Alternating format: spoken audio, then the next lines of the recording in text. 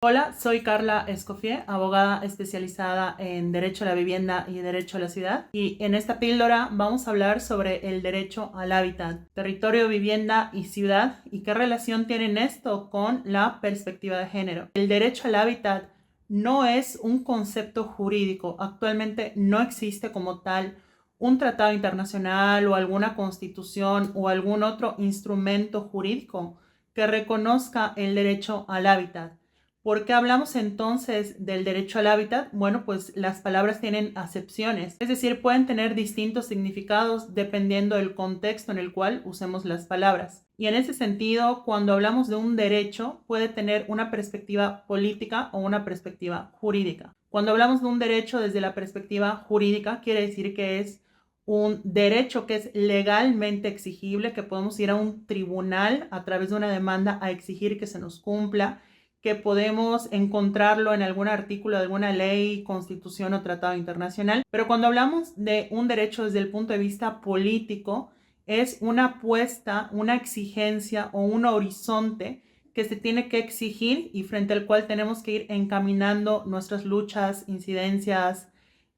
alternativas, etcétera. Y en ese sentido, cuando hablamos del derecho al hábitat, lo que estamos haciendo es reivindicar ese sentido político de distintas discusiones que normalmente tenemos por separado. Probablemente te has dado cuenta que es imposible empezar a hablar del derecho a la ciudad sin terminar hablando del medio ambiente, del territorio o de vivienda. Y de la misma manera, no es posible hablar del derecho a la vivienda sin que de alguna manera terminemos hablando del derecho a la ciudad y del territorio. Y esto es porque el hábitat abarca el espacio que habitamos y todas las dinámicas, redes, afectos, cuidados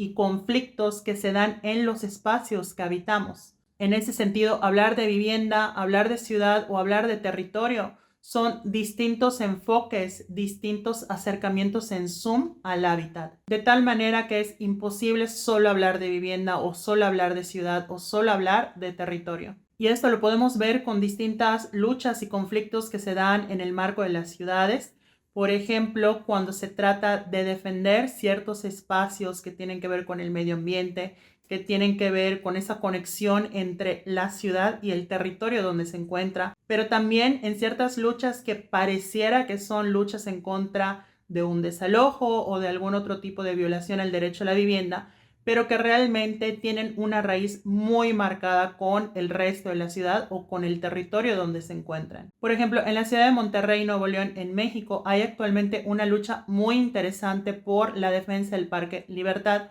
Originalmente este terreno era una cárcel, era la famosa prisión del Topo Chico, que a lo largo de las décadas estuvo marcada por muchos casos y situaciones dolorosas, entre la presencia de presos políticos durante la Guerra Sucia de los 60s y 70s,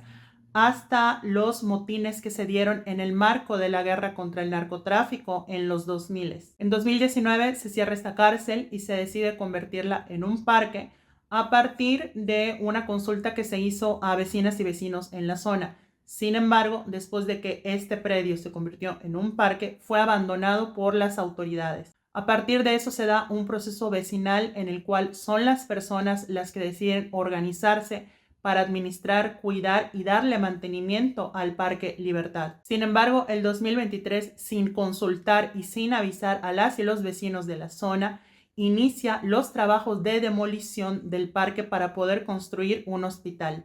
La gente protestó poniendo literalmente el cuerpo frente a las máquinas para evitar que fuera destruido el parque y después a través de distintas estrategias legales y políticas lograron frenar la demolición del parque. Actualmente continúa la lucha, es una lucha que sigue vigente, pero también ha tenido como un fruto inmediato el hecho de que el Parque Libertad siga allá y que todavía no se haya destruido. Y cuando escuchamos a las y los vecinos, pero sobre todo a las mujeres, hablar de su relación con el parque, vemos que el parque de alguna manera tiene una relación muy importante con la vivienda. Además de que el hecho de que la antigua cárcel pasase a convertirse en un parque disminuyó los niveles de inseguridad en la zona, sobre todo para las viviendas enfrente de la cárcel. Y algo que vemos muy interesante es cómo en esta lucha las mujeres tienen un papel muy importante. Incluso fueron las primeras que se pusieron enfrente de la maquinaria para evitar la destrucción. Lo mismo podemos ver en distintas luchas a lo largo de América Latina,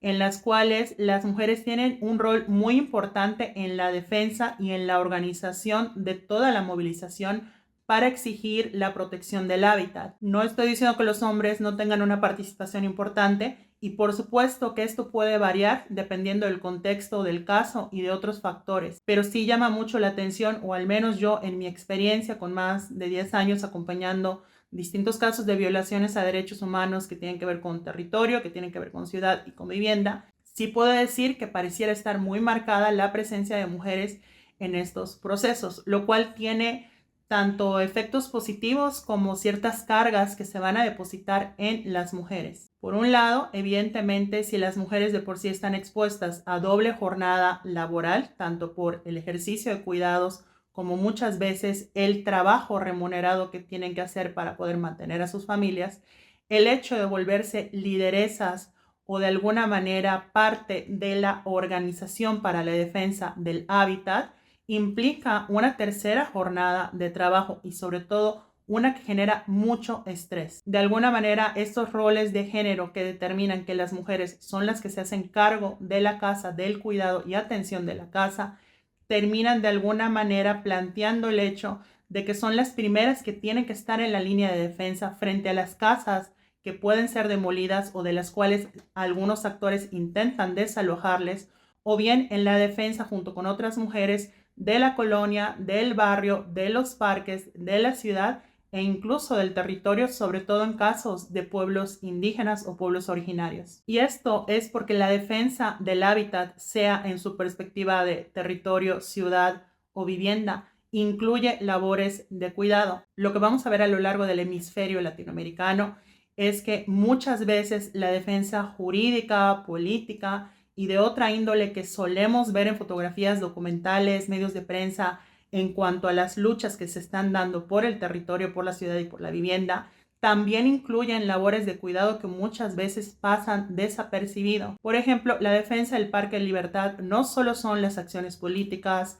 las acciones jurídicas, las acciones de incidencia, la relación que pueden mantener, por ejemplo, con ciertos actores clave como universidades, sino que también es el cuidado del día a día del parque. La defensa del hábitat siempre requiere de ese cuidado constante mientras está la lucha y la atención de emergencias. Y muchas veces las personas que ejercen esas labores cotidianas de cuidado para que pueda seguir teniendo sentido la lucha son también las mujeres que encabezan muchas veces estos movimientos y que muchas veces se exponen incluso a los peligros intrínsecos que tiene el hecho de emprender una lucha política y social por la reivindicación de derechos. Esto además, si tenemos en cuenta que en América Latina, en la mayoría de nuestros países, las mujeres suelen estar estadísticamente más obstaculizadas para acceder a una vivienda, en propiedad. Por lo tanto, son las que emprenden esa labor frontal de defensa de las viviendas, incluso cuando legalmente no están reconocidas como propietarias, o bien no encontrarían otra forma de acceder a una vivienda propia si no es a través de su pareja, normalmente un hombre heterosexual. Insisto, no quiero decir que únicamente las mujeres son las que participan en la defensa del territorio, de la ciudad, de la vivienda o de cualquier otro enfoque que le queramos dar al derecho al hábitat. Por supuesto que uno de los factores comunes que vemos en estos casos es la desigualdad de clase, la cual afecta a hombres y a mujeres. Además de que hay otros distintivos que ponen en desventaja a las personas más allá del género, como puede ser la discapacidad, como puede ser la edad o algún otro factor que determine una exclusión sistemática e histórica. No obstante, no podemos dejar a un lado el hecho de que los roles de género terminan viéndose de alguna manera reflejados también en estos procesos de lucha, sobre todo al momento de determinar implícita o explícitamente qué rol va a tener cada miembro de la familia en el marco de estas luchas. Espero que esta píldora haya sido de su agrado y que haya podido aportar algunos elementos para su reflexión en torno a los espacios que habitamos y de cómo nos atraviesan a lo largo de toda la diversidad humana.